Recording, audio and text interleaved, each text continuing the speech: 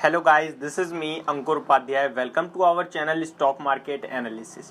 Guys, बात करने वाला हूँ डेल्टा कॉर्प स्टॉक के बारे में। स्टॉक में देखिए, कल के सेशन यानी फ्राइडे के सेशन में तो हमें एक 10% के कट देखने को मिला था, लेकिन आज के सेशन में भी हमें फॉलो अप कट देखने को मिला है। स्टॉक आज भी डे लो के पास बंद होता हुआ दिखा है, 7% की बड़ी गिरावट। गाइस, सवाल ये उठता है, ये स्टॉक गिर क्यों रहा है? आप अगर मार्केट से रिलेट कर रहे हो तो आज मार्केट फ्लैट थी, इनफैक्ट पॉजिटिव थी, बीच में 100 पॉइंट्स की तेजी भी देखने को मिली हमें निफ्टी के अंदर, बट स्टॉक आपको फिर भी करीब करीब 5 से 7% की नेगेटिव प्राइस एक्शन के साथ ट्रेड करता हुआ दिखा आज के सेशन में आपको स्टॉक।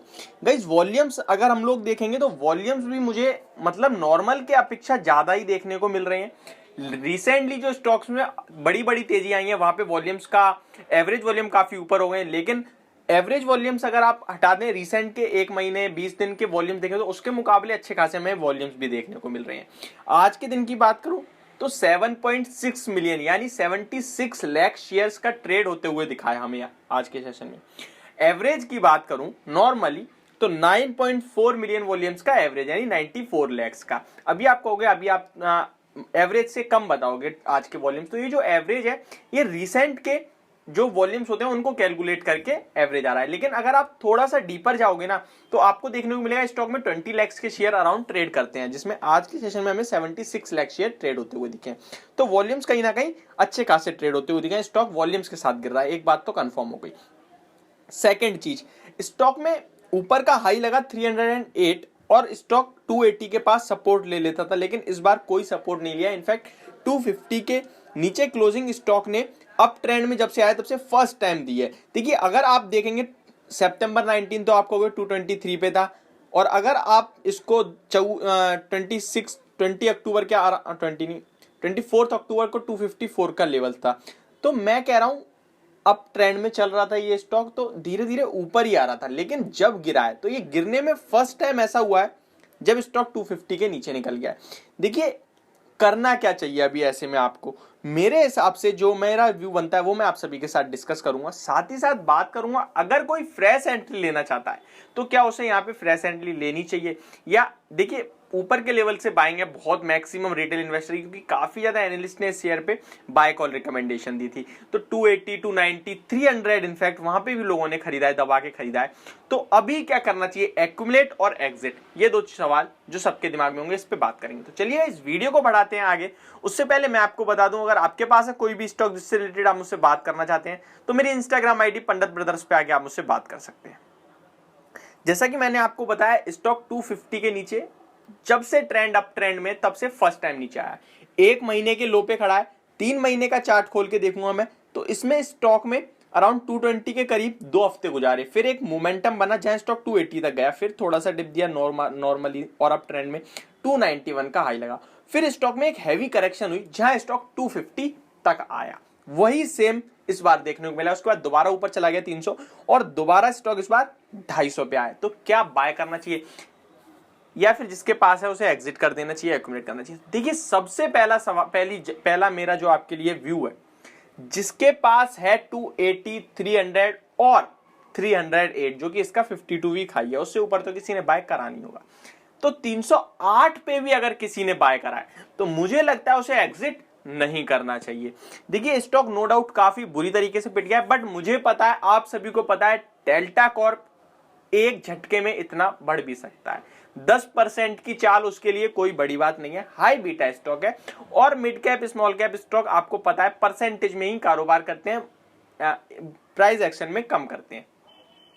यानी आपको कि अभी भाई 300 का शेयर है, 6 रुपए बढ़ना चाहिए 10 रुपए नहीं, ये 3% 4% मतलब 12 रुपए ऊपर हो रहा है 15 रुपए नीचे, तो वो इनके लिए नॉर्मल ही है। तो जैसे आपने देखा कल और आज में अगर स्टॉक 20% 15-20% ऊपर से निकल गया तो ये 2 दिन में स्टॉक आपका रिक्लेम भी कर सकता है 300 के लेवल्स। तो एग्जिट तो आपको लॉस बिल्कुल नहीं बुक करना है। पहली सलाह, क्या एक्यूमुलेट करना चाहिए इन लेवल्स पे? तो जी हां, बिल्कुल करना चाहिए। अगर आपने 100 शेयर खरीदे 300 के लेवल पे तो यहां पे आपको 20 शेयर्स तो बाय करने चाहिए, यानी 20% आपको यहां पे अपने हाई का पैसा जरूर लगाना चाहिए अगर पॉसिबल है तो। और डिप आती है और बाय करिए। देखिए, कंपनी के बयान जो है, एनालिस्ट की जो मानना था कि कंपनी के रिजल्ट अच्छे आएंगे, नो डाउट। हमने भी आपको बाय रिकमेंडेशन दी और टारगेट आया, बुक करवाया। क्यों?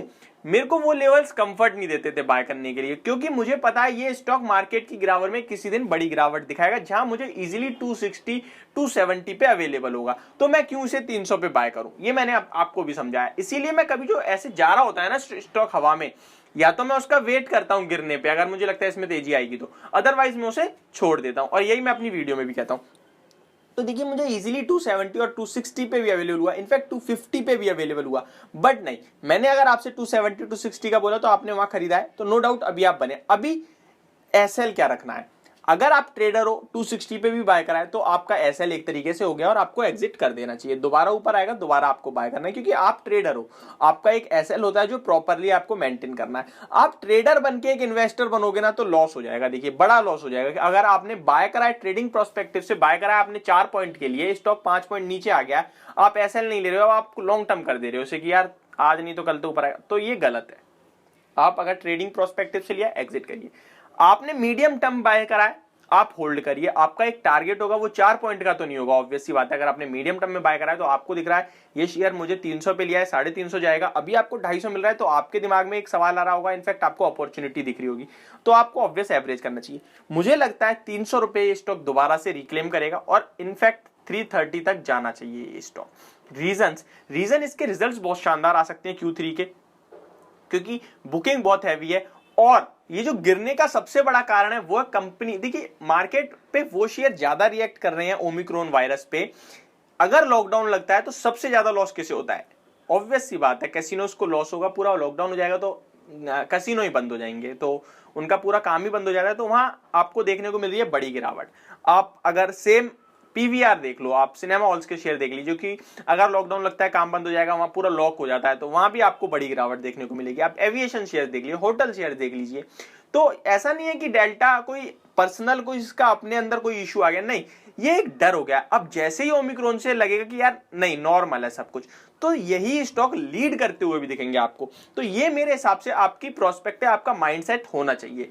आपको किस केस में एग्जिट करना है। अगर आपको ओमिक्रॉन के थ्रू ज्यादा प्रॉब्लम्स क्रिएट होती हुई दिख रही हैं, आपको लग रहा है यार लॉकडाउन लग सकता है, तो ऑब्वियस है आपको एग्जिट करना है। स्टॉक आपको 180 तक 200 तक भी आता हुआ दिख सकता है, क्योंकि अगर लॉकडाउन लगेगा, कारोबार ठप होगा, तो कहीं ना कहीं आपको गिरावट देखने को मिलेगी। लेकिन 1 साल 1.5 साल आपको दोबारा टाइम दोगे तो हो जाएगा, बट इतना टाइम नहीं दे पाते। जब लॉस हो रहा है तो कहीं ना कहीं मेंटल प्रेशर पड़ता है, तो हम लोग छोड़ देते हैं। तो उस केस में, उस सिनेरियो में आपके लिए क्या है, आपको देखना है ओमिक्रॉन वायरस की उसके चलते देश में कितना इफेक्ट हो रहा है। लॉकडाउन लग सकता है, पहला क्वेश्चन। अगर हाँ तो एग्जिट करिए। ये मेरी आपके लिए वीडियो, अदरवाइज आप होल्ड करिए, एक्यूमुलेट करिए और स्टॉक को बाय भी कर सकते हैं।